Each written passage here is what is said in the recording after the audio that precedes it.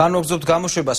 კოალიცია ქართულ ოცნებასთან აქტიურ თანამშრომლობას წყვეტს ექსპერტი გია ხუხაშვილი. მისი თქმით, რეჟიმის დამარცხება არ ნიშნავს საქართველოს გამარჯვებას. დღევანდელი ხელისუფლება რისკის წინაშე დგას და სამოქალაქო საზოგადოებას მნიშვნელოვანი როლი აკისრია. მან უარყო გავრცელებული ინფორმაციას კოალიციასთან უთანხმოების შესახებ და აღნიშნა, რომ ის აგრძელებს ქართულ ოცნებასთან თანამშრომლობას, თუმცა როგორც სამოქალაქო სექტორის წარმომადგენელი.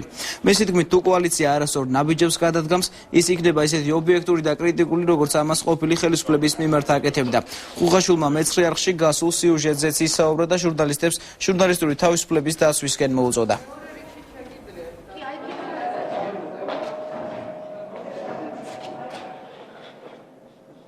როდესაც მე მოვდიოდი ინსტიტუტის საბჭოს თავმჯდომარეობიდან, საქართველოს განვითარების კვლევით ინსტიტუტის თავმჯდომარეობიდან, მაშინვე გამოვაცხადე, რომ მე დროებით შევდივარ ამ პოლიტიკურ პროცესში, შევდივარ და ციკლი როდესაც დამთავრდება, მე დაუბრუნდები ჩემ საყვარელ საქმიანობას.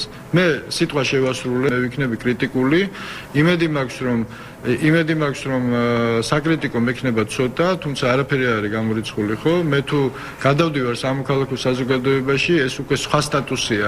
მე ინსტიტუტიდანაც თავის დროზე წამოვედი ერთადერთი მიზნით, რომ არ შექმნილიყო ინტერესთა კონფლიქტი, იმიტომ რომ ვატყობდი ჩემ თავს, რომ ძალიან ტენდენციური პოლიტიკურად მიკერძოებული ხდებოდი.